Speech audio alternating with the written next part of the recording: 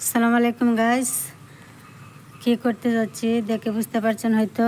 লাউর শাল ভাজি করব, সেজন্য লাউটা কেটে রান্না করেছি। অনেকটা ভিডিওতে আপনাদের সাথে লাউর তরকারিটা শেয়ার করেছি। আর লাউর শালটা আমি কুচি করে মিহি করে ফলে নিচ্ছি, আর সাথে দিয়ে দেবো কয়েকটা আলুগুলো ছিলে নিচ্ছি। আলুগুলো ফলে লাউর কালের সাথে একত্রে মিক্স করে ভাজি করে নেব।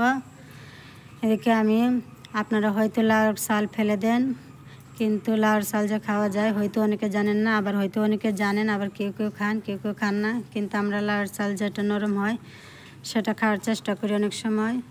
তাই আমার বললো লাউর শালটা নরম আছে, সেই জন্য আমি করে ফলে নিয়েছি। আলুর সাথে কয়েকটা আলু দিচ্ছি। আলুগুলো দিলে লাউর শালটা অনেকটা নরম হয় ভাজিটা, সেজন্য।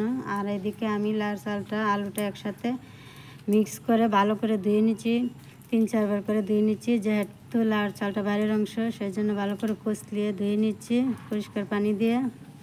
লাউর চালটা ধুয়ে ভালো করে পানি ঝরিয়ে ফুটিয়ে নিচ্ছি, ভাজি করে নেব লাউর শাল। আপনারাও চাইলে কচি লাউর শালটা এভাবে ভাজি করে খেতে পারেন। আর যারা লাউর শাল ভাজি খাননি কখনো, তারা অবশ্যই একবার হলেও চেষ্টা করে দেখবেন লাউর শাল এভাবে ভাজি করে খাওয়ার জন্য, অনেক ভালো লাগে। আমি লাউর শাল ভাজির জন্য পেঁয়াজ কুচি দিয়ে দিলাম, পেঁয়াজ কুচি, হলুদের গুঁড়া আর স্বাদ মতো লবণ দিয়ে ভাজি করে নেব। লাউর শাল ভাজির জন্য আমি কোনো শুকনো মরিচ ব্যবহার করব না, স্বাদ মতো লবণ দিয়ে ভালো করে মাখিয়ে নিচ্ছি। লাউর শালটা শুধু কয়েকটা কাঁচামরিচ ভেঙে দিয়েছি, যেন জালটা না আসে ভাজিতে, বাচ্চারা খাবে এজন্য। আমি লাউর শালটা এখন কড়াইতে দিয়ে দিলাম শুধু তেলের মধ্যে, আর পেঁয়াজটা সাথেই মিক্স করে নিয়েছি শালের সাথে। এখন ভালো করে নাড়িয়ে চাড়িয়ে রান্না করে নেব 10-15 মিনিট। 10-15 মিনিট রান্না করে নিলে লাউর চালটা সেদ্ধ হয়ে যাবে। তো দেখেন গাইস, আমার লাউর চালটা অলরেডি ভাজা হয়ে গেছে। ভালো করে নাড়িয়ে চাড়িয়ে নামিয়ে নেব। চুলা থেকে নামিয়ে রেখে দিয়েছি। এখন একটা প্লেটে নিয়ে নিচ্ছি, আর কয়েকটা কাঁচামরিচ দিয়েছি।